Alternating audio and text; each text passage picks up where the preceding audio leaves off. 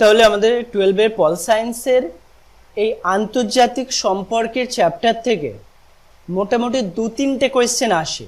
তার মধ্যে শক্তি বা ক্ষমতা কাকে বলে, ক্ষমতা শ্রেণী বিভাগ করো, এই কোয়েশ্চেনটা হচ্ছে খুবই গুরুত্বপূর্ণ একটা প্রশ্ন। মানে শক্তি ক্ষমতার কোয়েশ্চেনটা কিন্তু বারবারই আসতে দেখা গেছে, বা ক্ষমতার শ্রেণী বিভাগ এইভাবে আসে। এই জন্য এই কোয়েশ্চেনটা খুব ডিটেলসে করতে হবে এবং উত্তরটা খুব সংক্ষেপে এবং সহজ ভাষায় লেখা। দেখো কি বলা হয়েছে, রাজনীতির প্রাঙ্গণে একটি বিশেষ উপাদান হলো শক্তি, ক্ষমতা বা শক্তি। রাজনীতির প্রাঙ্গণ, রাজনীতি কোনটা? রাজার নীতি। মানে আজকে আমরা যেমন দেখছি এই যে প্রধানমন্ত্রী শাসিত বা সংসদীয় শাসিত বা আমাদের দেশের শাসন ব্যবস্থা এরকম, এটাই হচ্ছে রাজনীতি।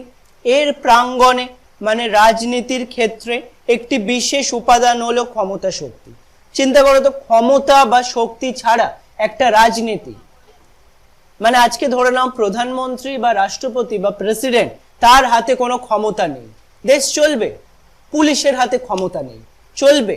সুতরাং রাজনীতির আরেকটা দিকই হলো শক্তি বা ক্ষমতা।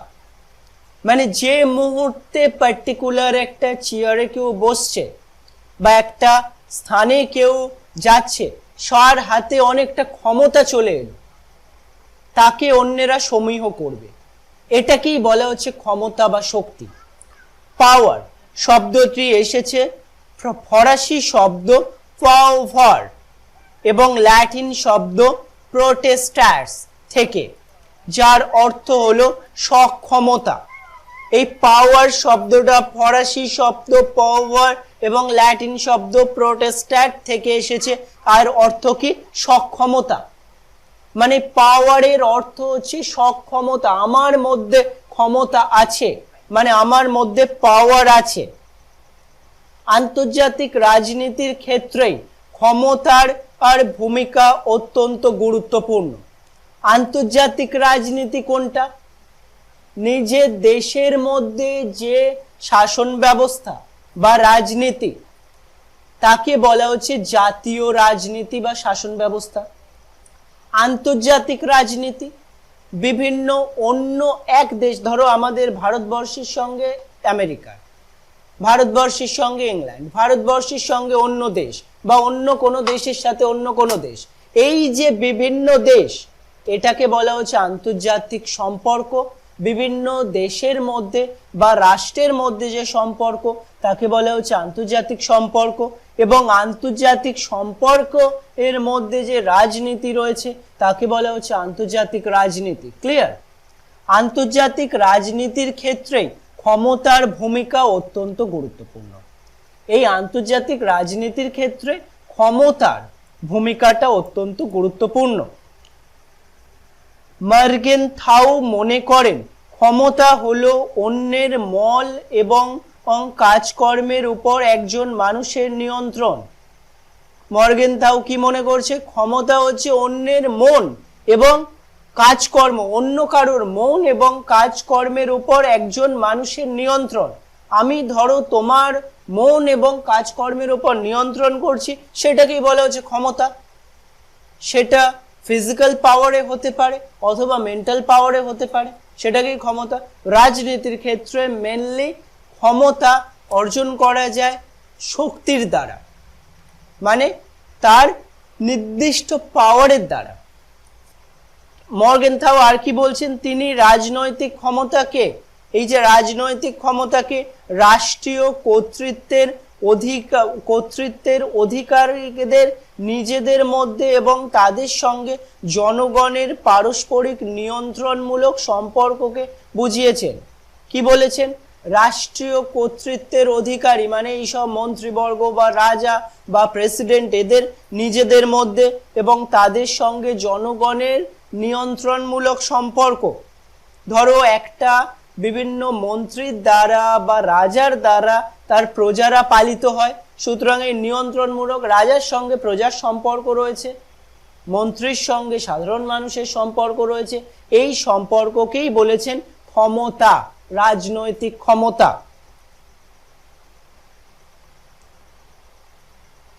এই রকম ভাবে ফ্র্যাঙ্কেল মতামত পোষণ করেছেন। ফ্র্যাঙ্কেল হচ্ছে আরেকজন রাজনীতিবিদ।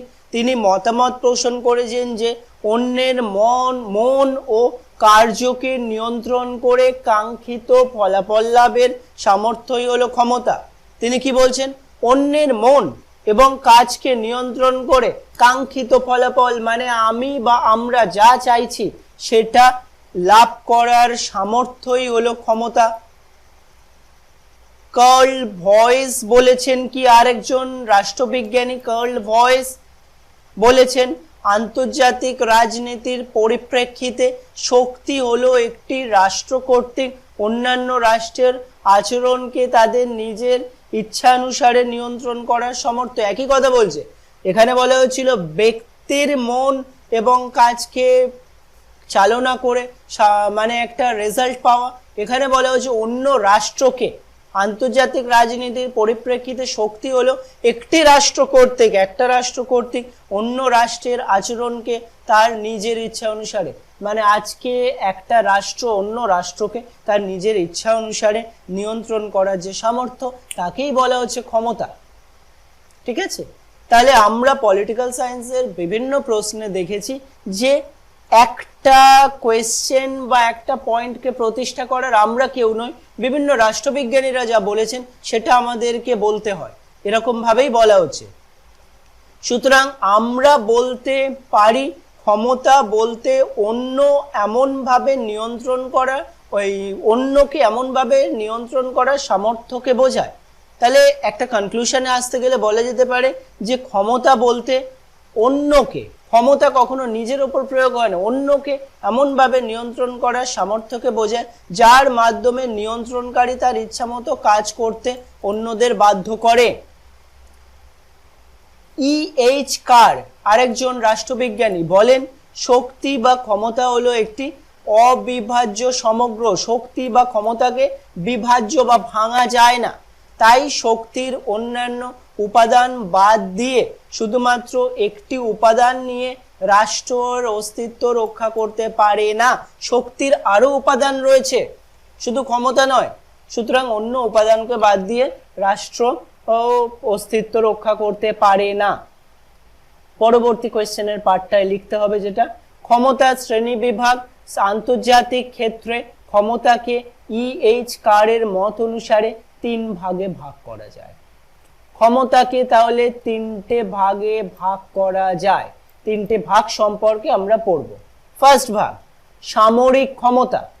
কাকে বলা হচ্ছে এই সামরিক ক্ষমতা? রাষ্ট্রের যে মিলিটারি পাওয়ার, পুলিশ পাওয়ার এগুলো রয়েছে, এগুলোকে বলা হয় সামরিক ক্ষমতা। সামরিক ক্ষমতা কোনো একটি রাষ্ট্র কতখানি শক্তিশালী তা অনেকাংশই নির্ভর করে তার সামরিক ক্ষমতার ওপর। মানে একটি রাষ্ট্রের কতটা মিলিটারি পাওয়ার রয়েছে, কতটা পারমাণবিক পাওয়ার রয়েছে বা অন্যান্য রয়েছে, মানে সত্যিকারের ক্ষমতা যাকে বুঝি তাকেই সামরিক ক্ষমতা বলা হয়। যুদ্ধ করার ক্ষমতা, একে বলা হচ্ছে সামরিক ক্ষমতা। এ বিষয়ে মন্তব্য করতে গিয়ে স্পাইকম্যান অভিমত পোষণ করেছেন যে সর্বশেষ বিচারে যুদ্ধ করার সামর্থ্যের মধ্যে একটি রাষ্ট্রের ক্ষমতার পরিচয় পাওয়া যায়। কি বলা হচ্ছে? সর্বশেষ বিচারে যুদ্ধ করার সামর্থ্য একটা দেশ বা একটা রাষ্ট্র যতক্ষণ অন্য রাষ্ট্রের সঙ্গে যুদ্ধ করতে পারবে রাষ্ট্রের ক্ষমতার পরিচয় পাওয়া যায়। কারণ যে রাষ্ট্রের ক্ষমতা যত বেশি সে ততক্ষণ যুদ্ধ চালাবে এবং সে জিতবে আলটিমেটলি। প্রকৃতপক্ষে প্রাচীন কালের মতো আধুনিক যুগেও সেই সব রাষ্ট্রকে অতি বৃহৎ বা বৃহৎ শক্তির মর্যাদা প্রদান করা, মানে যারা যুদ্ধ ভালো করে, শক্তি থাকলে তবে তো যুদ্ধ করবে, রাদার সামরিক শক্তি থাকলে তবে যুদ্ধ করবে। মিলিটারি পাওয়ার না থাকলে যুদ্ধ কি করে হবে? পারমাণবিক শক্তি না থাকলে যুদ্ধ কি করে হবে? সুতরাং প্রাচীন যুগেও মনে করা হতো যার কাছে সৈন্যবল বেশি সেই দেশ বা রাষ্ট্র বেশি শক্তিশালী, আজকেও সেটাই, তাকে অতি বৃহৎ শক্তির মর্যাদা প্রদান করা হয় যার কাছে সামরিক শক্তি বেশি। যে সকল দেশ সামরিক শক্তিতে অধিক বলবান তাকেই অতি বৃহৎ বা বৃহৎ শক্তি বলা। আবার কোনো সময় কোনো রাষ্ট্র নিজের সামরিক শ্রেষ্ঠত্ব প্রমাণের জন্য যুদ্ধ লিপ্ত হয়। কোনো দেশ অন্য দেশের সঙ্গে যুদ্ধে লিপ্ত হয় এবং বিজিত রাষ্ট্রের আন্তর্জাতিক মর্যাদাকে হ্রাস করে, এবং যে রাষ্ট্রকে সে দখল করে নিল, যদিও দখল করাটা আজকের দিনে এতটা সোজা নয়, যদি করে নেয় তাহলে সেই বিজিত রাষ্ট্রের মর্যাদা হ্রাস করে নেয়, মানে তারা পরাধীন হয়ে যায়। এটাই হচ্ছে সামরিক ক্ষমতা। নেক্সট ক্ষমতায় আমরা আসছি, অর্থনৈতিক ক্ষমতা। কাকে বলছে এই অর্থনৈতিক ক্ষমতা? ধরো ভারতবর্ষকে বিভিন্ন দেশ, আমেরিকার মতো দেশ আর্থিক সাহায্য দিয়েছে, সুতরাং তাকে আর্থিক সাহায্য দেওয়া মানে তাকে পরাধীন করে নিয়েছে। সোজা ভাষায় যদি বোঝাই, আমি ধরো কাউকে 1000 টাকা দিয়েছি, সে আমার কাছে ঋণী হয়ে গেল। এবার আমি যদি বলি ভাই এটা আমার জন্য করে দিতে হবে, এতটা দূর গিয়ে তোমাকে জিনিসটা আনতে হবে, সে আমার জন্য করতে বাধ্য। আমার পাওয়ার নেই, পুলিশি শক্তি নেই বা সামরিক শক্তি নেই, বাট অর্থনৈতিক ক্ষমতা, আমি তাকে কিনে ফেলেছি। সেরকম ভাবে একটা রাষ্ট্রকে অন্য রাষ্ট্র টাকা বা অর্থনৈতিক দিক থেকে সাহায্য করে সেই রাষ্ট্রকে অনেক অংশই কন্ট্রোল করে। আর কন্ট্রোল করার মানেই এতক্ষণ আমরা বুঝলাম কি? ক্ষমতা। কারণ কাউকে যখন আমি আমার ইচ্ছা অনুযায়ী কাজ করতে বাধ্য করাচ্ছি, তার উপরে আমার ক্ষমতা আছে, এটা বলছি, সেটাই বলা হচ্ছে অর্থনৈতিক ক্ষমতা। অর্থনৈতিক ক্ষমতা বা ইকোনমিক পাওয়ার এর অধিকারী রাষ্ট্রসমূহ বিশ্ব রাজনীতির ক্ষেত্রে সামরিক ক্ষমতার মতোই গুরুত্বপূর্ণ। মানে অর্থনৈতিক ক্ষমতাটা সামরিক ক্ষমতার মতোই গুরুত্বপূর্ণ এবং প্রভাব বিস্তারে সক্ষম। সামরিক ক্ষমতা যেমন অন্য দেশকে পরাধীন করে দিতে পারে, অর্থনৈতিক ক্ষমতাও পারে। অর্থনৈতিকভাবে আমি তাকে বেঁধে রেখেছি, কেননা অর্থনৈতিক সমৃদ্ধি যে কোনো রাষ্ট্রকেই সহজে যুদ্ধ করার সাহস যোগায়। যার অর্থনীতি শক্ত সে অন্যের বিরুদ্ধে যুদ্ধ করতে পারবে। তাই এই রাষ্ট্রগুলির সমরতা সৃষ্টি করে অন্যান্য রাষ্ট্রের উপর প্রভাব বিস্তারে সচেষ্ট হয়। সুতরাং তারা সমরাঙ্কতা সৃষ্টি করে অন্য রাষ্ট্রের সঙ্গে প্রভাব বিস্তার করে। যেমন বর্তমান সময়ে মার্কিন যুক্তরাষ্ট্র বিশ্ব রাজনীতির অঙ্গনে একমাত্র নিয়ন্ত্রক রূপে অবতীর্ণ হয়েছে। বিশ্ব রাজনীতিতে মার্কিন যুক্তরাষ্ট্র অর্থনৈতিক দিক থেকে এতটাই শক্তিশালী যে অন্য সমস্ত রাষ্ট্রকে আজকে কন্ট্রোল করছে ক্ষমতার দ্বারা, সামরিক ক্ষমতা না, অর্থনৈতিক ক্ষমতার দ্বারা। লাস্ট ক্ষমতা, জনমত গঠনের ক্ষমতা। জনমত গঠন এটা একটা ক্ষমতা। অর্থনৈতিক ক্ষমতার মতো জনমত গঠনের ক্ষমতাও বিশ্ব রাজনীতিতে গভীরভাবে প্রভাবিত করে। জনমত যেখানে রয়েছে সেটাও একটা ক্ষমতা। ধরো একজন মন্ত্রী নির্বাচিত হয়েছে কার দ্বারা? অন্যদের ভোটের দ্বারা। জনমত তার পক্ষে, সুতরাং তার কাছে ক্ষমতা রয়েছে। সহজ উদাহরণ দিচ্ছি, ধরো স্কুলে একজনকে বলা হলো ক্যাপ্টেন করা হবে, মনিটর করা হবে, কোনো বিভিন্ন পদ দেওয়া হবে একটা স্টুডেন্টকে। বিভিন্ন স্টুডেন্টরা উঠে দাঁড়িয়ে বলল স্যার বা ম্যাম ও খুব ভালো ছেলে বা মেয়ে।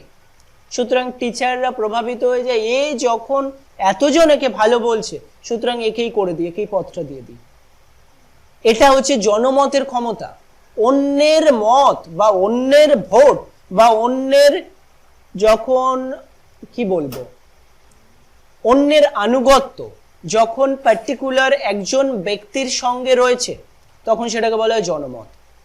বোঝা গেল? জনমতের ক্ষমতা অর্থনৈতিক ক্ষমতার মতো জনমত গঠনেও ক্ষমতা বিশ্ব রাজনীতিতে গভীরভাবে প্রভাবিত করে। সকল দেশের সরকারই চায় তাদের দেশের জনগণের মনোবল বৃদ্ধি এবং তাকে ঐক্যবদ্ধ করতে। সব দেশের সরকারই চায়, এজন্য তারা যেমন ক্রমাগত প্রচার চালায়, একই রকমভাবে বিদেশি জনগণের সমর্থন লাভের পরিকল্পনাতেও জনমত গঠনের প্রচেষ্টা চালায়। শুধু নিজের দেশের নয়, বিদেশি জনমতেরও প্রচার করে এবং সেইটারও প্রচেষ্টা চালায়। যে রাষ্ট্র যত বেশি বিশ্ব জনমত গঠনে সফল হয় সেই রাষ্ট্র তত বেশি আন্তর্জাতিক রাজনীতিতে নিয়ন্ত্রণ করতে সক্ষম হয়, সেই দেশ ততটা বেশি আন্তর্জাতিক রাজনীতিকে নিয়ন্ত্রণ করতে পারবে। তাই বলতে পারি আন্তর্জাতিক রাজনীতিতে রাষ্ট্রসমূহের মর্যাদা অর্জনের মাপকাঠি হয়ে দাঁড়ায়। এই ক্ষমতা আন্তর্জাতিক রাজনীতিতে রাষ্ট্রসমূহের মর্যাদা, কারণ যার ক্ষমতা যত বেশি তার মর্যাদা তত বেশি, সুতরাং ক্ষমতার মাপকাঠি হয়ে দাঁড়ায়। এটাই ছিল এই পুরো কোয়েশ্চেনটা। হচ্ছে গিয়ে শক্তি ক্ষমতা কাকে বলে, ক্ষমতা শ্রেণী বিভাগ করে শ্রেণী বিভাজন উল্লেখ করো, বা ক্ষমতা কাকে বলে, ক্ষমতা শ্রেণী বিভাগ, যে কোনো ভাবে কোয়েশ্চেনটা আসতে পারে, কিন্তু এটাই হচ্ছে পারফেক্ট আনসার। তোমরা চাইলে বই থেকে আরেকটু অ্যাড করতে পারো এর সাথে, কিন্তু এই কোয়েশ্চেনের এই রকম লেন্থে আনসার লিখলেই যথেষ্ট।